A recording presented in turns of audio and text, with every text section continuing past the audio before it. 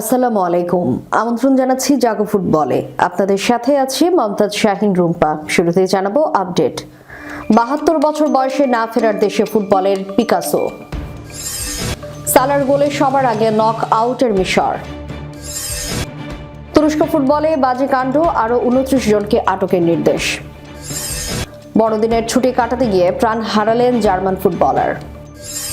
ফরাসগঞ্জে খেলবেন তহুরা, মারিয়া মানিকরা, আছে বিদেশি ফুটবলারও। শুনছিলেন শিরোনাম, এবার বিস্তারিত। নটিংহ্যাম ফরেস্টের সাবেক স্কটিশ উইঙ্গার জন রবার্টসন মারা গেছেন। তার বয়স হয়েছিল 72 বছর। বৃহস্পতিবার ক্লাবটি এ খবর নিশ্চিত করে। ক্লাবের বিবৃতিতে বলা হয়, নটিংহ্যাম ফরেস্টের কিংবদন্তি এবং প্রিয় বন্ধু জন রবার্টসনের মৃত্যুতে আমরা শোকাহত। তিনি আমাদের ক্লাবের এক সত্যিকারের মহান খেলোয়াড়। তিনি দুবার ইউরোপিয়ান কাপ জিতেছেন। জনের অসাধারণ প্রতিভা, বিনয় আর ফরেস্টের প্রতি তার অটুট ভালোবাসা কখনো ভুলে যাওয়া হবে না। জন রবার্টসনের জন্ম স্কটল্যান্ডের ল্যানার্কশায়ারে। তার জন্মের তারিখ 20 জানুয়ারি 1953। তিনি 17 বছর বয়সে নটিংহ্যাম ফরেস্টে যোগ দেন। শুরুতে তিনি মাঝে মধ্যে মিডফিল্ডে খেলতেন। 1975 সালের শুরুতে ব্রায়ান ফ্লাক দায়িত্ব নেওয়ার পর তার ক্যারিয়ার বদলে যায়। ক্লাফ তার আত্মজীবনীতে প্রথম দেখার কথা লিখেছিলেন। তিনি লিখেছিলেন, এত অদ্ভুত চেহারার পেশাদার ক্রীড়াবিদ খুব কমই দেখা যায়। এলোমেলো, ফিট না, আগ্রহহীন এবং সময়ের অপচয়। তবে ক্লাফ আরও লিখেছিলেন, কিছু একটা আমাকে বলেছিল ওকে নিয়ে ধৈর্য ধরতে হবে। ক্লাফ তাকে লেফট উইংয়ে খেলান। সেখানে রবার্টসন দারুণ করেন। 1977 সালে ফরেস্ট শীর্ষ লিগে ওঠে, সঙ্গে সঙ্গে তার লিগ জেতে। এরপর টানা দুবার ইউরোপিয়ান কাপ জেতা। রবার্টসনকে নিয়ে ক্লাফ বলেছিলেন, তিনি হয়ে উঠেছিলেন, আমি যতজন ফুটবল খেলোয়াড় দেখেছি তাদের মধ্যে সবচেয়ে নিখুঁত পাস দেওয়া খেলোয়াড়দের একজন। ব্রাজিলিয়ান বা ইটালিয়ানদের মতোই দুর্দান্ত।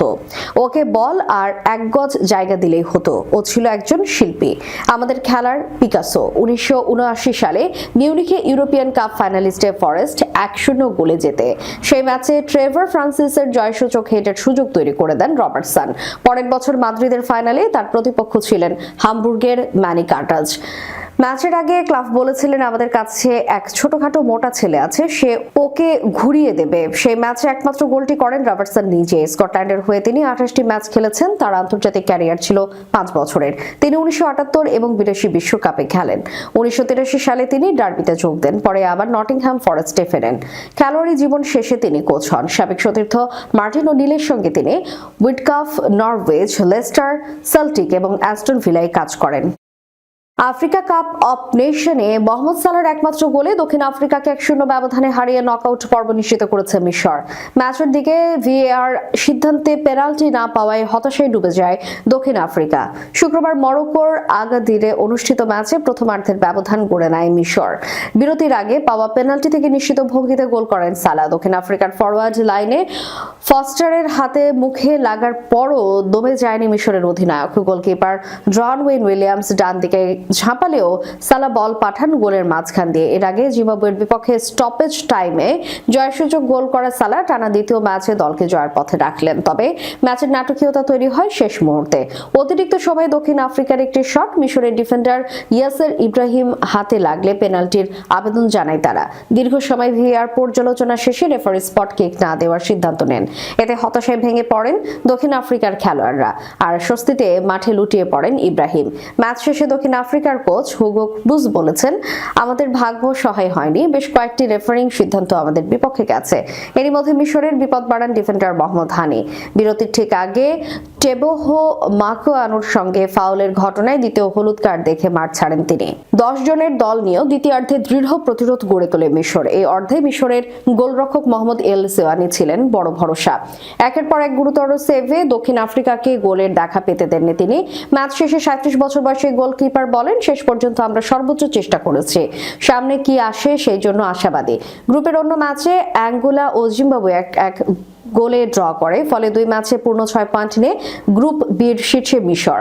দক্ষিণ আফ্রিকার পয়েন্ট 3 আর অ্যাঙ্গোলা ও জিম্বাবুয়ের পয়েন্ট 1 করে। গ্রুপের শীর্ষ 2 দল ও সেরা তৃতীয় স্থান অর্জনকারীরা উঠবে নকআউট পর্বে। তুরস্কের পেশাদার ফুটবলে বাজে কাণ্ডের তদন্তে নতুন মোড়। প্রসিকিউটররা আরো 29 জনকে আটক করার নির্দেশ দিয়েছেন। এর মধ্যে আছেন গালাতাসারাইয়ের সাবেক নির্বাহী এদেন টিমোর। এনটিভি এবং অন্যান্য তুর্কি গণমাধ্যমে খবর নিশ্চিত করে। জানা গেছে 29 জনের মধ্যে 24 জনকে ইতিমধ্যে আটক করা হয়েছে। বাকি 5 জনের মধ্যে একজন জেলে আছেন, বাকি 4 জনের খোঁজ চলছে। সন্দেহভাজনদের মধ্যে 14 জন বিভিন্ন তুর্কি লীগের ফুটবলার। এটি নতুন ঘটনা নয়। চলতি মাসের শুরুতে অভ্যন্তরীণ বাজের অভিযোগে খেলোয়াড়, ক্লাব সভাপতি, ধারাভাষ্যকার এবং এক রেফারি সহ 46 জনকে আটক করার নির্দেশ দেওয়া হয়েছিল। পরে আদালতের নির্দেশে সুপার লিগের খেলোয়াড় সহ 20 জনকে বিচার শেষ না হওয়া পর্যন্ত কারাগারে পাঠানো হয়েছিল। গত মাসে তুরস্ক ফুটবল ফেডারেশন 149 জন রেফারি ও সহকারী রেফারিকে নিষিদ্ধ করেছে। সব লিগ মিলিয়ে দেশে 1024 জন খেলোয়াড়কে নিষিদ্ধ করা হয়েছে।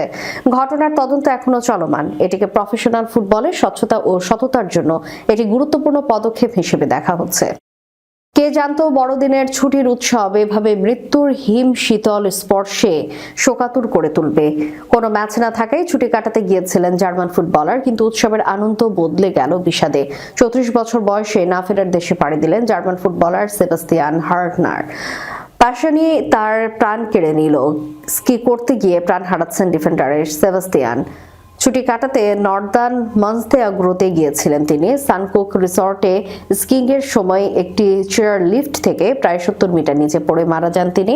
জার্মান সংবাদ মাধ্যম বিল্ড জানিয়েছে, একটি চেয়ার কেবল থেকে বিচ্ছিন্ন হয়ে হেলে পড়ে। যেদিকে বসেছিলেন হার্টনার সেদিকে হেলে পড়েছিলেন লিফটে। একটা সময় পড়ে যান তিনি। দুর্ঘটনার গুরুতর আহত হয়েছেন তার স্ত্রী। চেয়ারের সঙ্গে আটকে তার পা ভেঙে গেছে। প্রাথমিক রিপোর্টে জানা যায়, চেয়ার লিফটে একটি যান্ত্রিক ত্রুটির কারণে দুটি গন্ডোলার মধ্যে ধাক্কা লেগেছিল। সেখান থেকে বিপত্তি। জার্মানির অনূর্ধ্ব 19 জাতীয় দলের হয়েও খেলেছিলেন হার্টনার। তার মৃত্যুতে শোকস্তব্ধ বর্তমান ক্লাব ইটিএসভি হামবুর্গ। এক বিবৃতিতে ক্লাবটি জানায়, ছুটিতে থাকার সময় আমাদের অধিনায়ক সেবাস্তিয়ান হার্টনার মর্মান্তিক দুর্ঘটনার শিকার হয়েছেন। 2 দিন পর মাঠে গড়াচ্ছে নারী ফুটবল লীগ, আর দলবদলের শেষ দিন আজ। শুক্রবার শেষ দিনে বাজিমাত করেছে ফরেশগঞ্জ স্পোর্টিং ক্লাব। তারা দলে ভিড়িয়েছে জাতীয় দলের 5 তারকা নারী ফুটবলারকে: তহুরা খাতুন, মারিয়া মান্দা, মনিকা চাকমা, শামসুন নাহার সিনিয়র ও শামসুন নাহার জুনিয়র। এছাড়া 2 জন বিদেশি খেলোয়াড়ও নিবন্ধন করেছে দলটি। শুক্রবার ফরেশগঞ্জের ম্যানেজার বাবুরাম বিষয়টি নিশ্চিত করেছে। ফুটবলার তহুরা খাতুনও জানিয়েছে, এবার তাদের দেখা যাবে ফরেশগঞ্জ ক্লাবে। এছাড়া অনূর্ধ্ব 17 এবং 20 দলের থেকে কয়েকজন ফুটবলার নিবন্ধন করেছে পুরনো এই ক্লাবটি। চমক হিসেবে নেপাল জাতীয় নারী দলের 2 ফুটবলার, ডিফেন্ডার পূজা রানা ও মিডফিল্ডার সবিতা রানা মাগারের সঙ্গে চুক্তি পাকা করেছে ফরাশগঞ্জ। গোলকিপার হিসেবে ফরাশগঞ্জ নিয়েছে ফুটসাল থেকে থাকা সেজুতিকে। ফরাশগঞ্জের কোচিং উপদেষ্টা হিসেবে থাকছেন কামাল আহমেদ বাবু। দলটি হেড কোচের দায়িত্ব দিয়েছে আবু ফয়সালকে। এরই মধ্যে তারা 35 জনের স্কোয়াড তৈরি করে ফেলেছে। দল নিয়ে সন্তুষ্ট বাবুরাম বলেছেন, আমরা যে স্কোয়াডটা তৈরি করেছি তাতে সন্তুষ্ট। আশা করি এই দল নিয়ে ফাইট দিতে পারবো এবং ফাইনাল খেলবো। আগে রাজশাহী স্টার্স দলে ভিড়িয়েছে আফাইদা খন্দকার, ঋতুপর্ণা চাকমা এবং শিউলি আজিমকে। পুলিশ ক্লাবে এবার খেলেছেন অনূর্ধ্ব 20 নারী দলের তারকা ফুটবলার মোসাম্মদ সাগরিকা। তার সঙ্গে আছেন সতীর্থ, কোহতি কিসকু, সুরমা জান্নাত এবং আইরিন আক্তার। নারী ফুটবল এর আগে হয়েছিল 2024 সালের মাঝামাঝি সময়। ওই সময় চ্যাম্পিয়ন হয়েছিল নাসরিন স্পোর্টস একাডেমি। এরপর 1.5 বছর অতিবাহিত হলেও মাঠে ফেরেনি এই প্রতিযোগিতা। অবশেষে অনেকটা তড়িঘড়ি করে লীগ আয়োজনের উদ্যোগ নেয় বাংলাদেশ ফুটবল ফেডারেশন। পরের মাসে থাইল্যান্ডে হবে অনূর্ধ্ব 20 এশিয়ান কাপের লড়াই। ওই প্রতিযোগিতাতেও খেলবেন মোসাম্মদ সাগরিকা, মুনকি আক্তাররা। 11 দল নিয়ে হতে চলা এবারের নারী লীগের সবগুলো ম্যাচ হবে কমলাপুরের বীরশ্রেষ্ঠ শহীদ সিপাহী মোস্তফা কামাল স্টেডিয়ামে। শেষ করার পূর্বে সংবাদ শিরোনামগুলো জানাবো আরো একবার। 72 বছর বয়সে না ফেরার দেশে ফুটবলের পিকাসো। সালার গোলে সবার আগে নক আউটের মিশর। তুরস্ক ফুটবলে বাজে কাণ্ড, আরো 29 জনকে আটকের নির্দেশ। বড়দিনের ছুটি কাটাতে গিয়ে প্রাণ হারালেন জার্মান ফুটবলার। ফরাশগঞ্জে খেলবেন তহুরা, মারিয়া মানিকরা, আছে বিদেশি ফুটবলারও। এতক্ষণ আমাদের সাথে থাকার জন্য ধন্যবাদ। আল্লাহ হাফেজ।